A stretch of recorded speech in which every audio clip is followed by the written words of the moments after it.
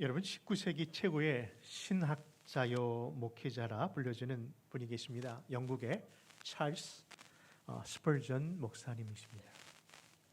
근데 이분이 신학자요 목회자이지만 또 하나의 명칭이 있는데요. 그것은 바로 설교의 황태자로 불린다는 겁니다.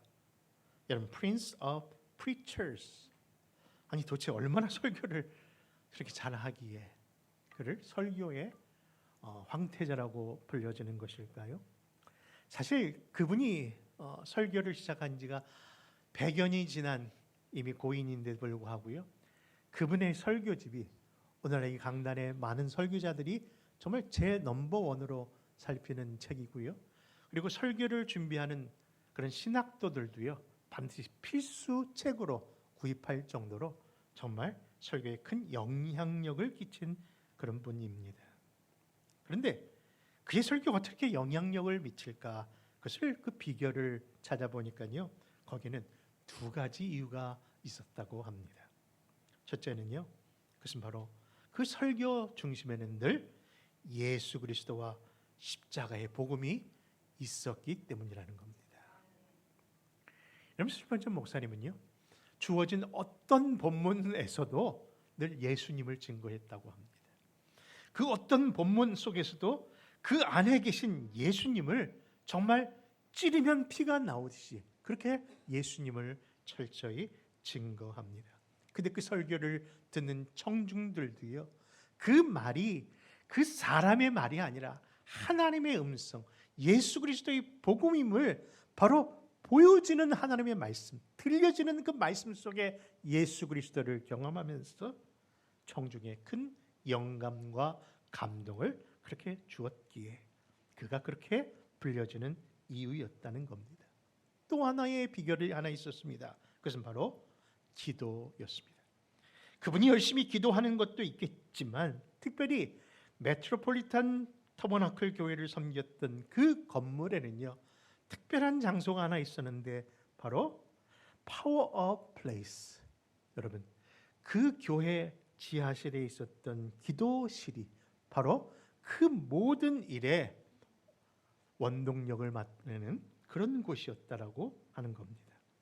온 교인이 함께 기도하며 그의 강단을, 하나님의 교회를, 하나님의 복음을 위하여 그렇게 열심히 한 마음으로 기도한 결과였다는 보고입니다. 사랑하는 성도 여러분, 교회는 분명히 친교실의 화목도 중요합니다. 우리 교회는요 어디 가서 자랑하는 것이 있는데 그렇죠? 친교실의 능력입니다. 정말 적은 돈으로 한 주에 몇백 불 안 되는 몇백 불의 그로 무려 150명 식사를 할 수 있는 오병이 역사를 만드는 미러클의 현장이기 때문에 그렇습니다. 먹어도요 어떤 거 먹습니까? 네, 돼지고기요? 네, 제일 좋은 거. 네, 제가 잘못 들었습니다. 정말 하나님의 복음의 현장이 분명히 친교실에도 일어납니다. 그러나 여러분 우리가 사모하고 기도해야 될 것은 바로 이 강단이어야 될 줄 믿습니다. 이 강단이 하나님의 말씀으로 이 강단을 위하여 여러분 기도하는 그 모습이 바로 파워 오브 하우스, 이 교회의 능력의 그 원동력이라고 믿으신다면 사랑하는 성도 여러분, 말씀 안에 거하는 것, 기도의 삶을 사는 것, 그것 남의 교회, 남의 것이 아니라 우리 교회 되기를 소원합니다.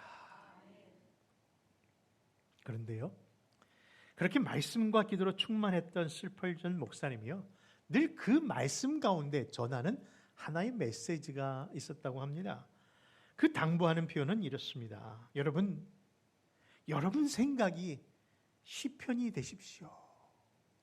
여러분의 호흡이 찬양이 되십시오.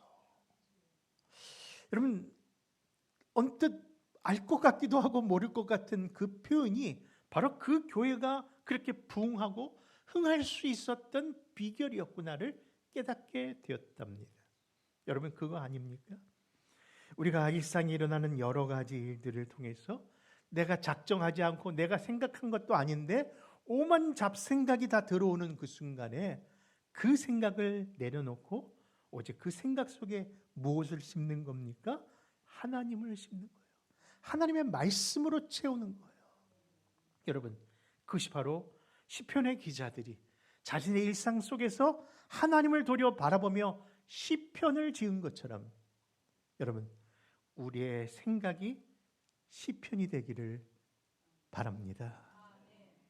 여러분, 그런 시편의 상황이 하나님을 바라보니까 그 시편의 단어들이 뭐가 된 겁니까? 결국 하나님을 찬양하는 찬양의 시가 되었던 것처럼 말입니다.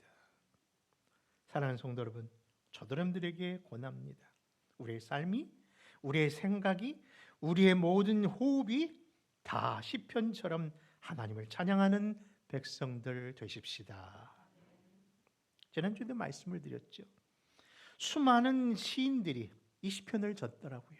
근데 그 시편의 수많은 시인들이 그들이 처한 여러 상황 가운데 지은 시가 얼마나 다양하고 많았는지 무려 시편 총 몇 편이라고 말씀드렸죠?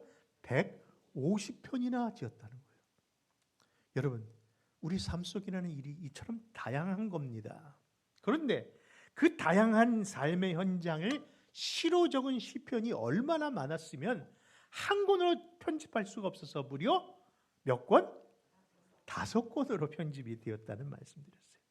그런데 여러분, 그 마지막 매 권마다 그 마지막 구절에는 동일하게 그 다양한 삶을 살았던 사람들이 다 마지막에는 하나님께 영광을 돌리는 찬양, 덕설러지라고 하죠. 송영이 나오더라는 거예요. 여러분, 우리 일상이 늘 한숨 쉬는 일로 시작되지만 결국 그 생각을 무엇으로? 시편으로 바꾸니까, 그것을 찬양으로 바꾸니까 결국 찬양자가 되었다는 겁니다. 여러분, 일권의 마지막 편인 시편 41편 13절에 보니까 이스라엘의 하나님 여호와를 영원부터 영원까지 송축할지어다. 아멘. 여러분, 2권 72편 19절에 보니까 그 영화로운 이름을 영원히 찬송할지어다. 온 땅에 그의 영광이 충만할지어다. 아멘. 이번에는 2번 아멘. 아멘. 아멘. 여러분, 제3권도 마찬가지입니다. 89편 마지막 절에, 그리고 49편 106편 48절에도 그렇습니다.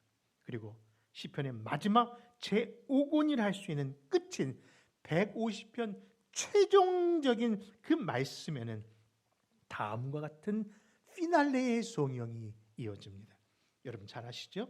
시편 150편 6절 같이 한번 찾아 읽습니다. 시작. 여호와를 찬양할지어다. 할렐루야. 여러분, 호흡이 있는 자마다 여호와를 찬양할지어다. 그렇습니다. 살아있는 피조물이라면요, 스스로 의식하지 않아도 그 이어지는 호흡이 있는 것처럼 우리 모두가 하나님이 어떤 분이라시라는 것을 깨닫고 하나님이 하신 일을 우리가 바라볼 때에 결국 마땅히 호흡하는 것처럼 찬양도 마땅한 바인 줄 믿습니다. 자, 그러한 서론적 배경을 통해서 와, 시편이 참 좋다라는 지금 시리즈 말씀을 몇 번째 전하고 있죠? 주여. 여러분, 오늘로써 4번째 시간인데요. 아쉽게도 마지막 시간입니다. 전혀 아쉬움이 없네요. 여러분, 그 마지막 4번째 시간으로 말 못하는 우상 살아계신 하나님이라는 제목으로요, 오늘도 몇 가지 교훈을 나누고자 합니다. 자, 여러분, 첫째 우리에게 주시는 교훈은요, 하나님께 영광을 돌리는 찬양자들이 되자는 말씀입니다. 오늘 본문 한번 같이 한번 읽어볼까요? 시편 115편 1절입니다. 시작. 돌리지 마옵소서. 우리에게 돌리지 마옵소서. 오직 주는 인자하시고 진실하심으로 주의 이름에만 영광을 돌리소서. 여러분, 오늘 본문 1절에 보니까 두 번이나 반복하면서 시편 기자가 무엇을 돌리지 말라고요? 영광을 누구에게? 우리에게 돌리지 말라고 얘기하는 겁니다. 여러분, 그 이유는 무엇일까요? 우리의 본성이 하나님의 영광을 마치 자신의 것인 양 그렇게 끌어안으려는 그런 죄성이 우리 안에 있는 것을 그가 알기에 이렇게 강한 거절을 통해서 2번이나 반복하며 하나님의 영광을 우리에게 돌리지 말라고 하는 겁니다. 여러분, 그렇습니다.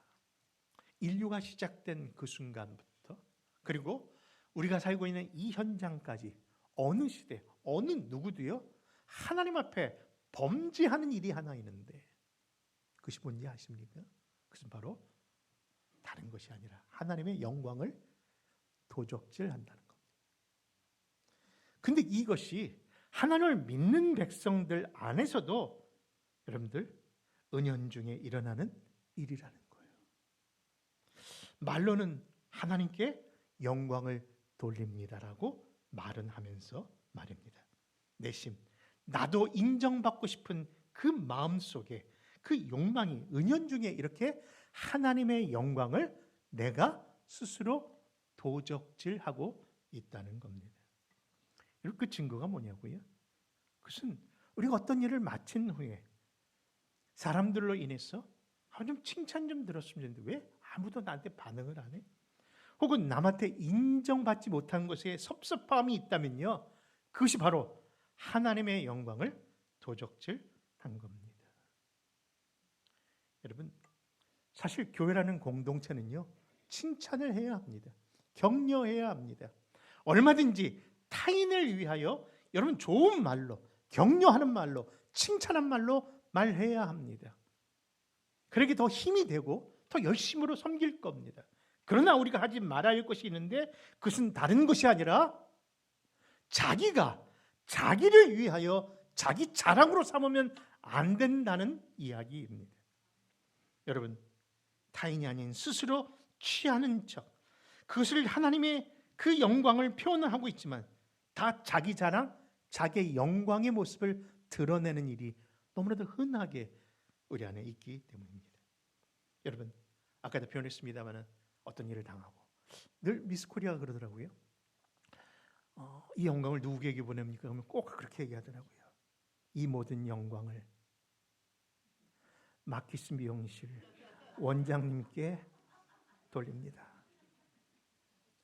사실 마키스 미용실이 어딘지 모릅니다만은 그게 늘 기억이 나요. 근데 진짜 영광 돌린 겁니까? 말로만 영광 돌린다고 하지만 그 영광 자기 거라는 자랑 있지 않습니까? 하나님 앞에 영광 돌린다고 하면서도 여러분 하나님의 영광의 그 밥상 위에 은근슬쩍 나의 숟가락 얹어놓고 하는 이야기 아닙니까? 하나님이 청한 밥상이 아니라 스스로 그 창에 내가 올라 있는 겁니다. 이것이 아무리 하나님을 자랑하는 그런 간증의 모습이 있다 할지라도 그 하나님 싫어하는 것이고 하나님이 결코 바라는 모습 아니고 해서는 안 될 짓입니다. 여러분, 정말 내가 애쓰고 노력한 그 모습이 있다 할지라도 우리가 할 수 없는 것은 바로 이 시편 기자가 얘기하는 것처럼 이 영광은 우리에게 돌려서는 안 됩니다라는 강한 부정이 있어야 되는 것 아닐까요? 사실 내가 했다고 할 수 없는 것은 여러분들 내가 이 자리에 있는 그 이유는 내 건강, 내 지혜, 내 환경이 아니라 전적인 하나님의 도우심이 있었기 때문 아닌가요? 경험해 보셔서 아시겠지만 여러분 멀쩡한 내가 그냥 곧불 하나 걸렸는데 거동이 안 됩니다. 아니 내 몸에 머리도 돌인데 왜 뱃속에 있는 그 돌 하나가 아무것도 못하는 고통으로 여러분 사지를 묵습니까? 이렇게 연약한 일을 우리 안에 경험하면서 이것이 다 내가 한 것이라고 어떻게 말할 수 있는 겁니까? 여러분, 내가 아니라 하나님이 지금까지 도우셔서 지켜주셔서 이 자리에 있는 줄 잊지 맙시다. 여러분 누가복음 17장에 보면요, 종과 주인에 대한 예수님의 비유가 나옵니다. 하루 종일 밭에서 일하고 돌아온 종에게 주인이 얼마나 수고했니 하면서 야 내가 밥상 차려놨으니까 어서 먹어라고 하지 않는다는 거예요. 도리어 종이 그렇게 밖에서 수고하였어도 집에 돌아오서는 도리어 주인의 식사 수발을 들어야 하고, 주인이 다 먹고 난 후에야 혹시 남으면 그것으로 비록 그 입을 적실 만큼 그 모든 일에 수고할 뿐이라고 하면서, 여러분 누가복음 17장 10절은 이렇게 말하고 있지 않습니까? 우리 한번 같이 찾아 읽습니다. 이와 같이 너희도 명령받은 것을 다 행한 후에 이르기를 우리는 무익한 종이라 우리가 하여야 할 일을 한 것뿐이라 할지니라. 아멘. 여러분 무엇이라고요? 내가 아무리 수고했어도, 내가 아무리 일했어도 우리는 뭐예요? 그냥 하여야 할 일을 했을 뿐입니다. 여러분 하나님이 결코 우리의 수고를 모르시겠다라 할 뿐이 아니십니다. 분명히 그날에 섰을 때 정말 그동안 잘했다라고 칭찬하시면서 여러분들이 수고한 대로 분명히 다 상급 주실 겁니다. 그러나 하나님께서 이 말씀 속에 우리에게 요구하시고 알게 하고자 하시는 뜻은 무엇일까요? 그것은 바로 우리가 아무리 애쓰고 노력하고 힘쓴 결과로 내가 이 안에 있다 할지라도, 여러분 하나님 아버지께서 진흙 같은 흙 같은 한 덩이 옷을 가지고 우리를 지으신 하나님의 창조의 모습, 그리고 창조주가 바로 우리의 죄를 위하여 이 땅에 오신 그 십자가의 은혜를 보이심을 깨달았다면 어찌 그 앞에서 내가 한 것을 자랑할 수 있겠느냐 하는 겁니다. 여러분 그렇습니다. 우리를 지으시고 죽을 영혼을 다시 살리신 십자가의 은혜 앞에서는 어느 누구도 어느 것도 자랑할 것이 없고 내세울 것이 없음을 고백하기에, 사랑하는 성도 여러분, 나는 그저 무익한 종으로 해야 할 일을 했을 뿐입니다. 그 고백뿐인 줄 믿습니다. 그러므로 사랑하는 성도 여러분, 행여나 우리 마음속에 누가 했냐고 할 때 내가 했다고 하는 내가가 나올 때마다 다시금 나를 내려놓고 누구만을? 하나님만을, 주님만을 높이며 이렇게 고백하십시다. 다 하나님의 은혜입니다. 그 고백이 진실된 우리의 신앙의 고백이 되시기를 축원합니다. 두 번째, 헛된 우상을 버리시고요, 누구만을? 하나님만을 찬양합시다. 오늘 본문 4절입니다. 같이 찾아 읽습니다. 시작. 그들의 우상들은 은과 금이요 사람이 손으로 만든 것이라. 여러분 참 신기합니다. 세상 사람들은요, 자신의 욕망을 채우기 위해 신이 필요하다 하고 그 신을 필요로 하기 위해 스스로 신을 만들어냈습니다. 얼마나 잘 만들었는지요. 그 상에 보니까 눈도 있고요, 귀도 있고요, 또 코도 있고요, 또 손도 있고 또 발도 있습니다. 보기에는 멀쩡해서 그것을 우상이라고, 형상이라고 표현합니다.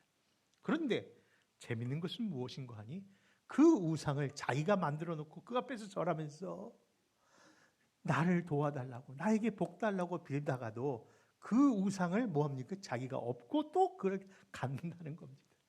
자기가 늘 업고 다니면서 우상을 또래내었고 그것을 섬긴다는 겁니다. 이게 얼마나 어리석습니까? 근데 그 일을 진짜 하고 있다는 거죠. 여러분, 바로 그들이 스스로 만든 그 신상, 그 신의 형상, 여러분 십경에 보니까요, 하나님이 두 번째 계명으로 뭐라고 말씀하셨습니까? 그렇죠? 어떤 형상이든지 만들지 말라. 근데 그 말씀 앞에는요 보면 너희를 위하여 신을 만들지 말라고 되어 있어요. 여러분, 하나님이 누구를? 바로 우리에게 이렇게 말씀하시는 겁니다.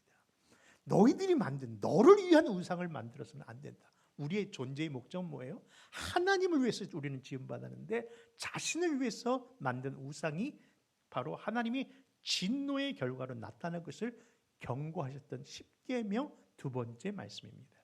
근데 아시잖아요, 하나님이 믿는 자들에게 천대까지 복을 주시는 분이 그 우상 숭배 앞에서는 뭐라고 하나님께서 말씀하십니까? 3, 4대까지 뭐 하신다? 하나님께서 진노하시고 벌을 내리시겠다라고 말씀하십니다. 이 일이 이처럼 중차대하던 일입니다.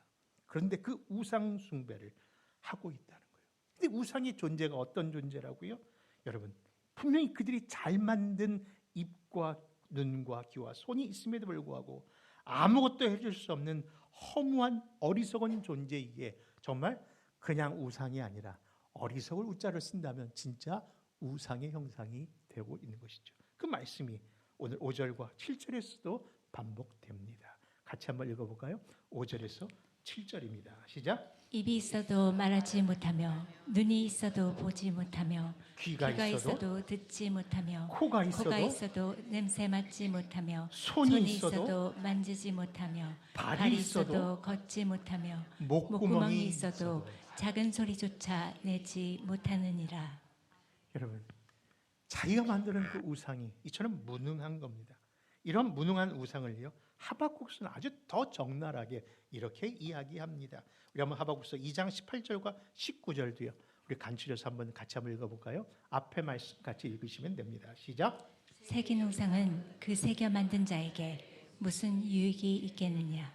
거짓을 가르치는 우상이라 만든 자가 이 말하지 못하는 우상을 의지하니 무슨 유익이 있겠느냐?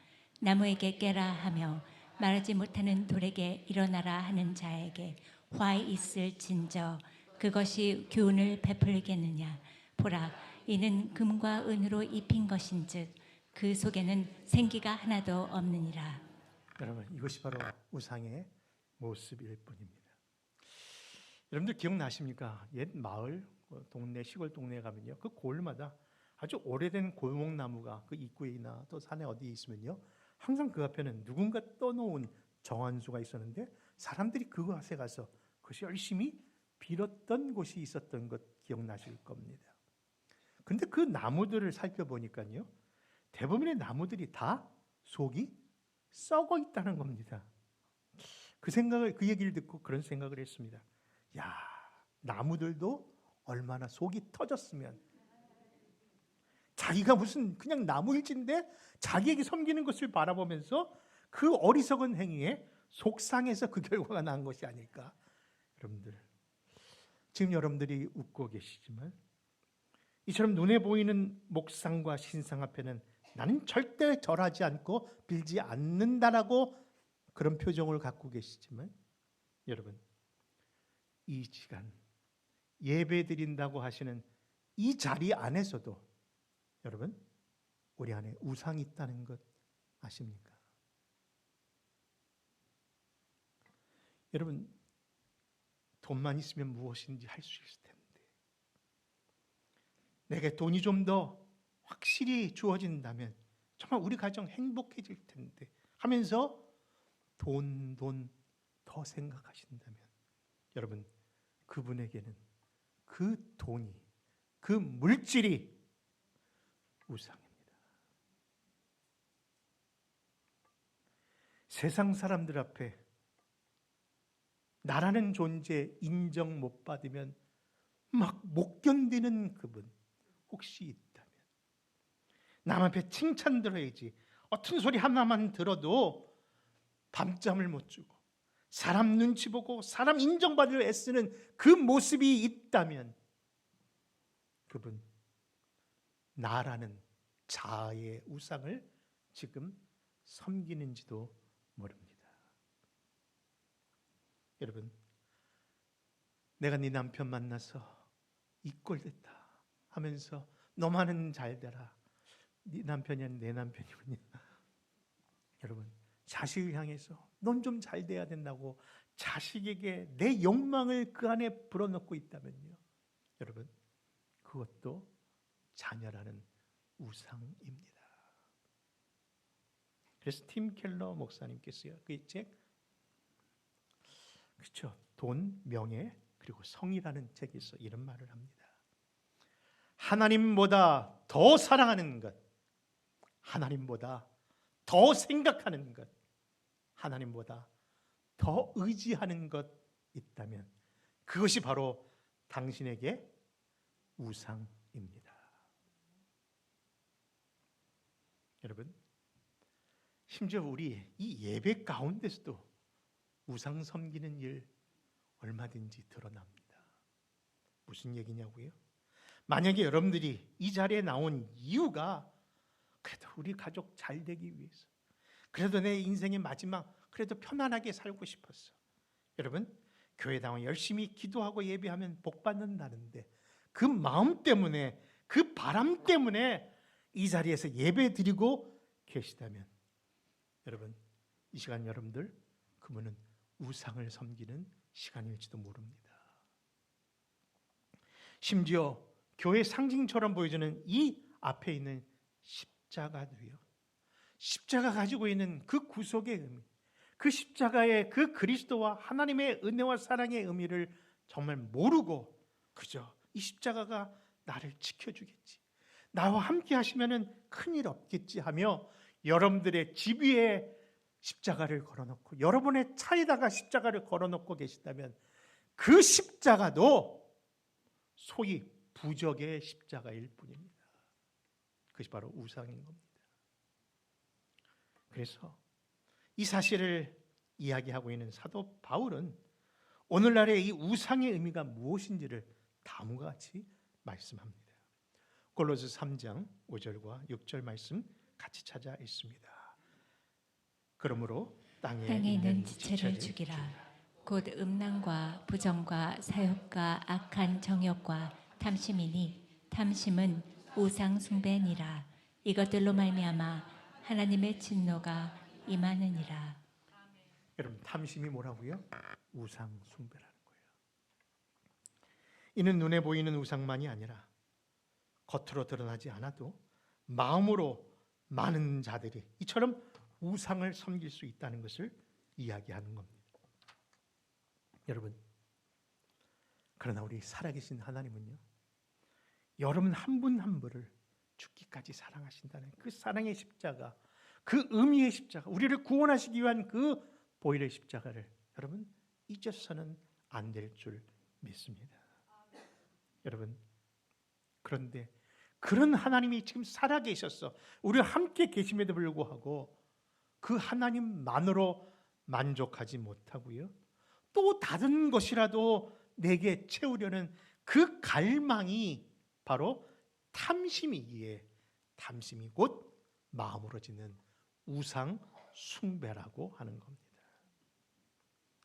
여러분, 그래서 오늘 시편의 기자는요, 마지막으로 우리에게 이렇게 교훈하는 겁니다. 뭐라고요? 오직 여호와만을 의지하라. 여러분, 그 말씀을요, 오늘 본문 9절에서도 얘기하고요, 10절에서 반복하고 11절에서도 더 얘기합니다. 같이 한번 11절까지 말씀, 11절의 말씀 한번 읽어볼까요? 같이 있습니다. 여호와를 경외하는 자들아, 너희는 여호와를 의지하여라. 그는 너희의 도움이시요 너희의 방패시로다. 사랑하는 성도 여러분, 더 이상 내 탐심을 채우려고 발버둥 치르면서 내려놓으십시오. 멈추십시오. 살아계신 하나님만을 의지하고 그분만으로 만족하시기를 바랍니다. 여러분, 그 유명한 시편 23편이 뭐라고 얘기합니까? 여호와가 나의 목자시니 내가 그렇죠. 다른 표현을 한다면 주님만으로 만족합니다. 여호와만을 나의 하나님으로 의지하고 섬기면요, 진짜 부족함이 없이 채워주실 줄 믿는 겁니다. 그 약속을 경험한 이 시편 기자가 오늘 마지막 절에 다시금 그 안에 주시는 평안과 영생을 보장하신 하나님을 이렇게 찬양합니다. 같이 한번 17절과 18절 말씀으로 말씀을 정리합니다. 있습니다. 시작. 죽은 자들은 여호와를 찬양하지 못하나니 적막한 데로 내려가는 자들은 아무도 찬양하지 못하리로다. 우리는 이제부터 영원까지 여호와를 송축하리로다. 할렐루야. 아멘. 사랑하는 성도 여러분, 우리에게 구원과 영생을 허락하시려 그 독생자 예수 그리스도를 보내주신 살아계신 하나님을 나의 구주, 나의 아버지로 모신다면 이제 그 사실을 깨달으면서 우리가 해야 할 것은 그저 그 은혜에 대한 감사이며 그 은혜에 대한 입술의 고백으로 영원토록 그분만을 찬양해야 될 줄 믿습니다. 그런 교회, 그런 가정, 그런 성도들 다 되시기를 주 예수 이름으로 축원합니다. 기도하겠습니다.